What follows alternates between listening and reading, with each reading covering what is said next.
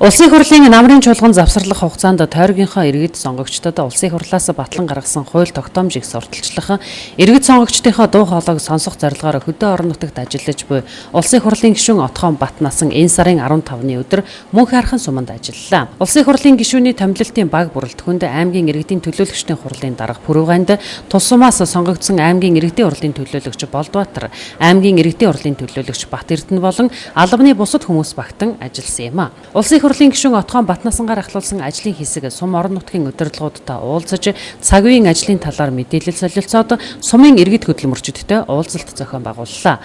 Уулзалтын эхэнд улсын хурлын гишүүн Батнасан өнгөрсөн хугацаанд хийж хэрэгжүүлсэн ажил, баталж гаргасан хууль тогтоомжийн талаар мэдээлэл өгч ажлын тайлангаа танилцууллаа. Тэрээр улсын хурлын гишүүнээр сонгогдсноос хойш мөн хайрхан суманд 2 дахь удаага ажиллаж байгаа нь энэ юм а. Улсын хурлын гишүүн Отгоон Батнасан иргэд сонгогчдынхоо дуу хоолойг сонсож аймаг орон нутгийн удирдлагуудтай эргэх холбоотой ажиллах нь улсын хурлын гишүүний үүрэг байх учиртайг хэлээд мөн хайрхан сумын иргэдийн сонирхсан асуултанд хариулт өгч санал бодлыг нь сонслоо. Энэ үнэхээр одоо ард түмэн их баярлаж байна. Ээжүүдийн талаар 1.5 жилийг одоо ажил хугацаанд оруулахар боллоо. Нэг хүүхэд төрүүлсэн ихтэй ч гэсэн энэ бол за тэгээд малчтын талаар 5 жилийг одоо урагшлууллаа эрэгтэй эмэгтэй. За ингээл тодорхой арга хэмжээнүүдийг үнэхээр бодтой ийм яг хүн рүү чиглэсэн арга хэмжээнүүдийг авсанд Монголын ард түмэн их баярлаж байгаа шүү гэдгийг бас 3 дахь юундаа хэлье гэж ингэж бодож байна. Танаа тэр санаачилсан мал эмнэлгийн үржлийн албаны хууль дээр би нэг санал хэлье гэж бодож байгаа. Энэ мал эмнэлгийн үржлийн албыг одоо тусад нь одоо улсын мэдэлд одоо ингэж сум бүхэнд одоо байгуулахын зүйтэй энийг бол одоо бид дэмжиж байна. За энийг шийдэхтэй бол энэ сүүлийн үед одоо анхаарал татж байгаа асуудал бол энэ эдийн засгийн хүндрэлтэй үед мал жоохон бүтээгдэхүүний энэ бол одоо үнэхээр одоо муу бай.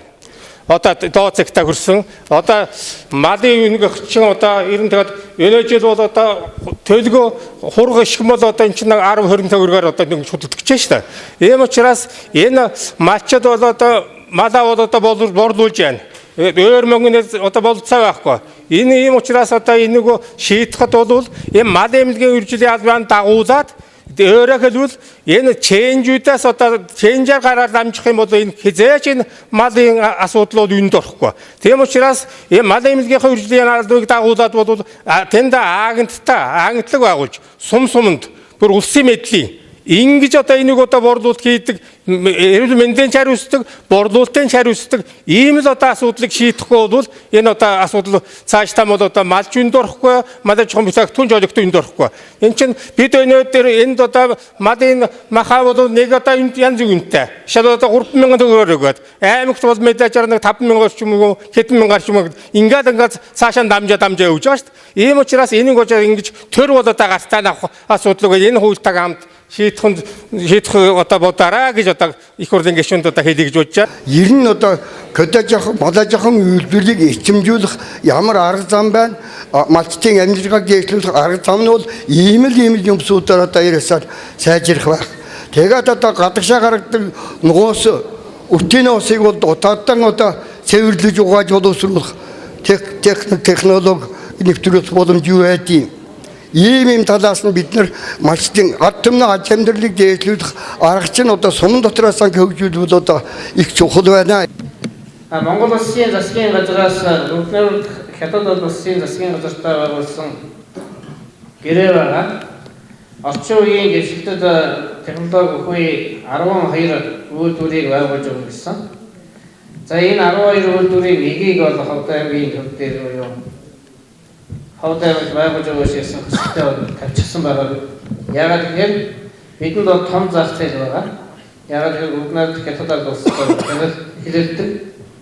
Тэгэх юм бол одоо махаа хятад руу гаргая гэх юм бол Ховд аймагт мах боловсруулах нэг том үйлдвэр хэрэгтэй юм аа гэсэн ийм асуудлыг бол тавьчихсан байгаа. Энэ ажил бас хятадын засгийн газар хөрөнгө оруулалтаа шийдэх юм бол Ховд аймагт нэг мах боловсруулах нэгэн томоохон хэмжээний ганц үйлдвэр байх юм бол 17 сумын мах махны одоо бэлтгэх асуудал бол бас шийдэгдэнэ гэж бодож байгаа. Уулзалтын үеэр аймгийн иргэдийн төлөөлөгчдийн хурлын дарга Пүрэв Ганд аймаг орон нутгийн цаг үеийн ажлын талаар мөнх хайрханчуудад мэдээлэл өгч эх 4 жилд аймаг сум орон нутгийн удирдлагууд улсын хурлын гишүүдтэйгээ хэрхэн хамтарч ажиллах, ямар зорилт дэвшүүлэн ажиллаж байгаа талаараа мэдээлэл өгсөн юм а. Хамгийн томоохноос нь дурдах юм бол аймгийн засаг даргын үйл ажиллагааны мөрийн хөтөлбөрийг 2016-аас 20 онд хэрэгжүүлэх мөрийн хөтөлбөрийг өдөхөн 12 дугаар сарын 2-нд одоо баталсан байгаа. Энэ мөрийн хөтөлбөр бол 4 томоохон бүлэгтэй 22 дэд хэсэгтэй 340 гаруй заалт бие мөрийн хөтөлбөрийг бид өхөн баталсан. За дараагийн нэг баталсан томоохон зүйл бол Ховд аймгийн ногоон хөгжлийн хөтөлбөртэй болсон. Улсын хэмжээний ногоон хөгжлийн хөтөлбөр гэдэг зүйлээ баталсан 2хан аймаг байгаа. Тэрний нэг нь бол манай Ховд аймаг. Энэ ногоон хөгжлийн хөтөлбөр гэдэг бол одоо маш их ачаал үйлдэлтэй хөтөлбөр байгаа. Өнөөдөр одоо цөлжилтийн тухай асуудал ярьж байна. Уур амьсгалын өөрчлөлтийн тухай асуудал ярьж байна. Утгааны тухай асуудал ярьж байна. Гол улс хэрэгсэн тухай асуудал ярьж байна. Энэ бүхэн цогцоороо энэ ногоон одоо хөгжлийн хөтөлбөр тусч хэрэгжих ёстой юм байна. Энэ талаар бид бүхэн бас нэлээд олон сургалтуудыг зохион байгуулсан. Манай мөнх хайрхан суманд жишээлбэл аялал жуулчлалын бүс нутаг болгож хөгжүүлэх энэ хөтөлбөр бол энэ ногоон хөтөлбөр тусаж ингэж хэрэгжих ёстой юм байна. Энэ талаар бол манай засгийн газар Монгол улсын их хурлын тамгын газар бол маш анхааралтай одоо маш ачаал үйлдэл тавьж олон улсын төсөл хөтөлбөрийн байгууллагатай хамтарч ажиллаж байгаа юм. Тийм учраас бид бүхэн бас энэ давуу талаа ашиглаж энэ хөтөлбөрийг хэрэгжүүлэх чиглэлээр та бүхэндээ бас тусгайлын сургалт зохион байгуулна. За сумын иргэдийн хурал засаг даргатай бас хамтран ажиллаж энэ талаар бас мэдээлэл өгнө. Иргэд хөдөлмөрчид та бүхэн бас энэ талаар бас хамтарч ажиллаарай гэж ингэж хэлхийг хүсэж байна. За аймгийн иргэдийн хурлын одоо бас ажлын албанаас хийдэг нэг томоохон ажил бол энэ бүх шатны төлөөлөгчдийг сургаж дадлагжуулах, тэднийг одоо иргэд олон түмний төр иргэн хоёрын гүүр байх энэ чадамжийг дээшлүүлэх тухай асуудал байгаа. Мөнх хайрхан сум энэ жил үүсэн байгуулагдсныхаа 90 жилийн ойг тэмдэглэн өнгөрүүлнэ. Тиймээс хийж хэрэгжүүлэх ажил их байгааг сумын иргэд хэлж байна.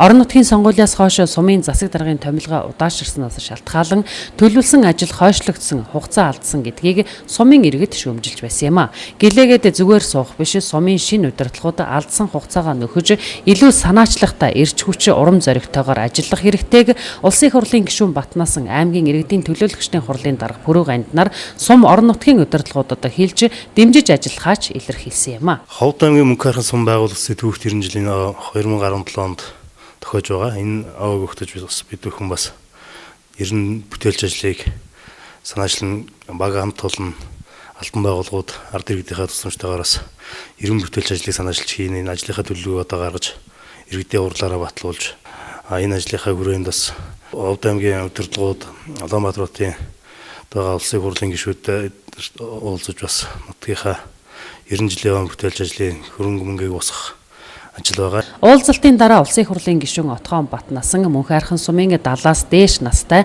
Ахмад буурлуудад сар шины мэдчилгээ дэвшүүлж гарын бэлгээ гардууллаа. Улсын хурлын гишүүн Отгоон Батнасангийн орон нутгийн томилолт үргэлжилж байна.